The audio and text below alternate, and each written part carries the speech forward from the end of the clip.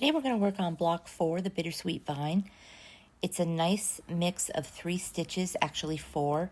We're going to use the stem stitch for the vine, the lazy daisy and satin stitch for the leaves, and French knots for the bittersweet berries. Okay, so we're doing our bittersweet vine today. I'm doing this on a scrap piece of fabric because I didn't like the way my first video came out. So I'm just going to show you quick. We have, for the bittersweet vine, there are 3 stitches. We're going to do the stem stitch, a lazy daisy, and a French knot.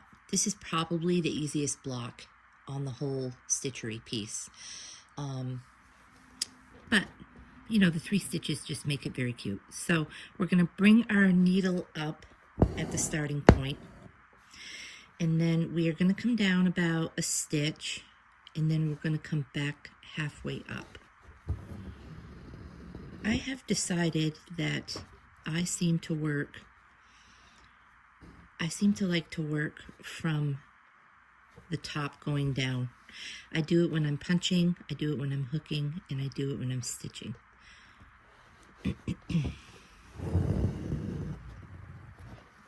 So the stem stitch is a nice stitch for outlining vines, things like this. So I'm using all 6 strands, and this is OTF Threads BR74. In the kit, I gave you 2 browns. I gave you a BR74 and a BR75. BR75 is a little bit darker. It has some golds in it, so you could use whichever brown you like. You have enough of both. So again, very easy stitch. And you can see it makes a nice full vine.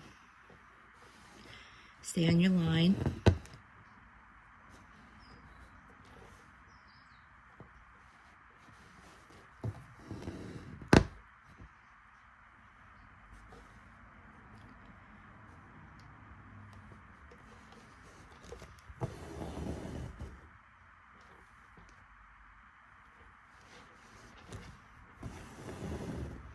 Threads have a tendency to naturally get twisted, so by holding your finger on the thread as it's coming through the fabric, it prevents knots.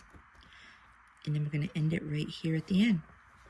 So you can see that was very quick, and gives me the nice result for my stem that I want. My next stitch is the leaves, and it's the lazy daisy stitch, and I'm going to start at the point. The point is where I am going to start and end my thread. So by starting and ending it, it's going to keep my point sharp. I didn't do that in the stitchery. I made them more rounded leaves, which is fine. You can do it really whichever way you want, but we're going to go back down here.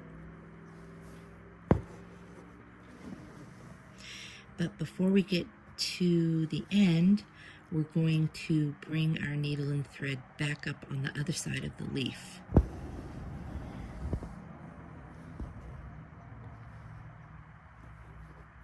We're going to make sure that we cover our drawn area, so we don't want to pull it too tight.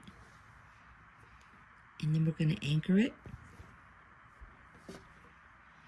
You can still see that drawn pencil line. So then what I'm going to do is I wanted to fill this in with a couple of satin stitches.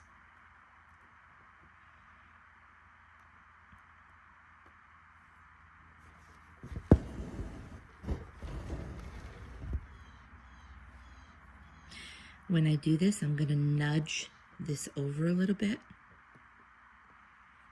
so that I fill that entire space.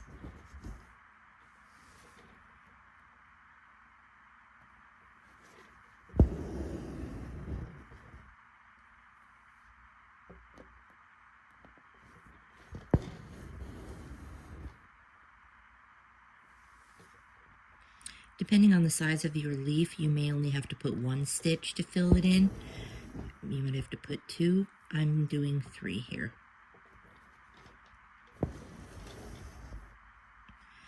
So that filled in my leaf nicely. When I start over here, I normally would travel if it's not that far, but this is too far right here. Going to that is way too far to travel. So I will knot off my thread here and then continue on with the leaves over here. Okay, you can see I did all my leaves and I filled them in. I could build them up a little bit more with more satin stitches if I wanted to even these out, but I'm okay with this right now. So now what we're going to do is add our berries in with a French knot.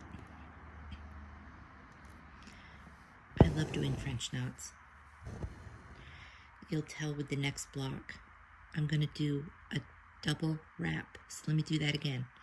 Bring the thread up in the berry, wrap once and then twice. You'll see in a lot of our instructions it says a single wrap or a double wrap for your French knot. Hold your finger on the top as the thread is going in so that it does not get tangled. And there you have a cute little berry. Because I'm doing a video, I am going to travel. This is kind of far again, but it's okay. You can travel if your fabric is thick enough where you're not going to see that travel line, in my opinion. Other people may tell you not to do it. I don't see a problem with it as long as your fabric is thick enough. If you've purchased our kit, you have a nice thick feed sack fabric, so that affords you the ability to travel a little bit. Again, I pulled my thread up here, 1, 2, and then back down. Don't pull too tight, but do keep it tight enough that it's wrapped around the needle. Pull it down, hold your finger on the top so that your threads don't knot, and then you have a nice little berry. We'll do that one more time. Come up in the berry. Actually, we'll do the last two. 1 wrap, 2 wraps, back down. Hold it taut and then pull it down. If you get tangled, don't worry, just start over again. It does happen.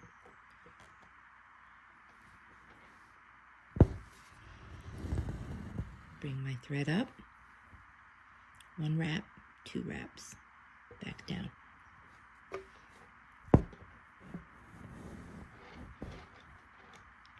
And there we have it.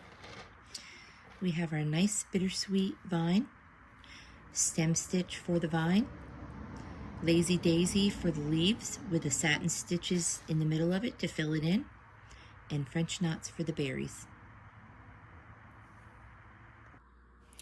So there you have block number 4, our bittersweet vine. Come back for our next video where we show you how to do our jack-o'-lantern.